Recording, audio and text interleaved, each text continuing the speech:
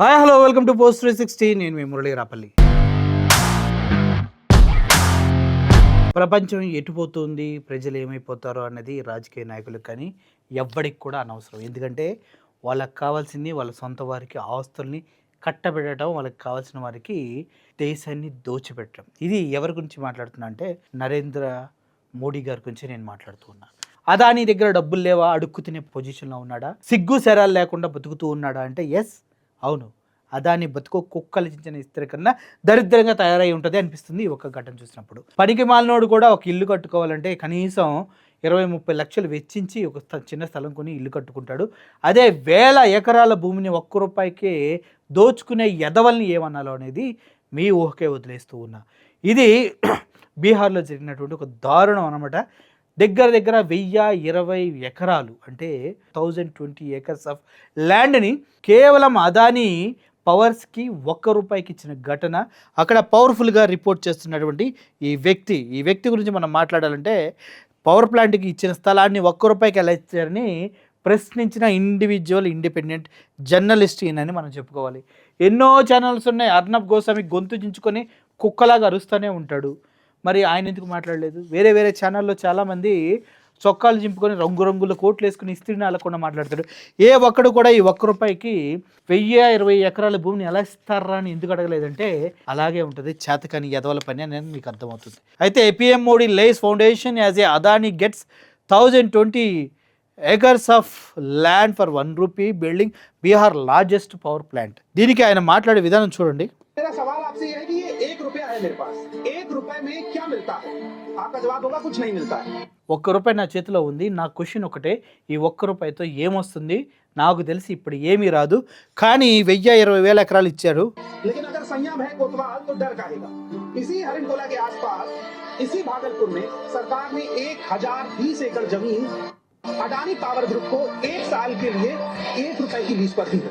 ये जमीन 30 साल की लीज पर दी गई है, यानी ₹30 में ప్రజలు నివసించే భూమిని కేవలం అందరినీ ఖాళీ చేయించి అక్కడ ఉన్నటువంటి దగ్గర లక్షలాది చెట్లని కొట్టేసి చాలా లేకుల్ని క్లియర్ చేస్తూ 1020 ఎకరాలని అదానికి అప్పగించినటువంటి ఘటన ఇది. నిజంగా ఇతనొక్కడు ఇంత పవర్ఫుల్ రిపోర్టింగ్ చేస్తూ ఉంటే మిగిలిన మీడియా వాళ్ళు మొత్తం సిగ్గు లేకుండా అక్కడెక్కడ క్రికెట్ జరుగుతుంటే పాకిస్తానీలతో ఎందుకు ఆడుతున్నారని గొంతు చించుకున్న చేతకాని చెత్త రిపోర్టర్లకి చెప్పుతో కొట్టండి. పాకిస్తానీలు వచ్చి క్రికెట్ ఆడితే తప్ప, లేదంటే ఇండియాని ఇలా దోచి ఒక బాగా బలిసిన ధనవంతుడికి దారాదత్తంగా కట్టబెడితే కరెక్ట్. మనకి ఆంధ్రప్రదేశ్లో ఇది కామనే.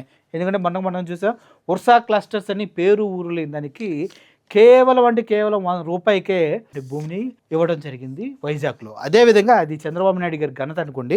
ఇప్పుడు అదేవిధంగా ఇప్పుడు కూడా అదాని పవర్స్కి దగ్గర 1000 ఎకరాలకు పైన ఇవ్వడం జరిగింది. ఇటువంటి సిచ్యువేషన్ చూసినప్పుడు మీకు ఏమనిపిస్తుంది? వేల కోట్లు దేశాన్ని తరలించినటువంటి నీరవ్ మోడీ, వేరే మోడీ లాంటి వాళ్ళంతా హ్యాపీగా దర్జాగా బ్రతుకుతూ ఉన్నారు. రూపాయి కూడబెట్టుకొని ఒక 20 లక్షలతో ఇల్లు కట్టుకుందామని ఎవరైతే ప్రయత్నిస్తాడో వాడికి 20 లక్షల కన్నా ఎక్కువ ఇల్లు కట్టుకోవడానికి అవుతుంది.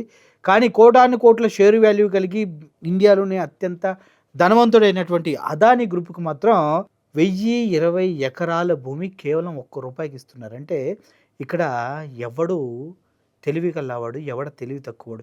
కష్టపడతాం కాదన్నా, దొరికినోడి దగ్గర దొరికినట్టు దోచుకునేవాడే ప్రపంచాన్ని దేశాన్ని ఏల్తాడు అనేది ఈ ఒక్క ఘటనతో తెల్లమవుతుంది. ప్రజలు కష్టపడి నీతిగా నిజాయితీగా సంపాదించిన ప్రతి ఒక్కడు ఎవడు కూడా హ్యాపీగా లేడు, ఒక ఇల్లు కట్టుకోలేడు, పిల్లలకి పెళ్లి చేయలేడు, కనీసం భార్యకి పండగకి ఒక మంచి చీర కొనిపించలేడు. ఎందుకంటే వాడికి ఫీజులు, బాధ్యతలు, రెంటులు, కరెంటు బిల్లులు.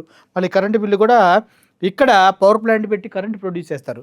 కానీ ఈ గ్రామంలో నివసించే వారికి కూడా మళ్ళీ కరెంటు కొనుక్కోవాల్సిందే.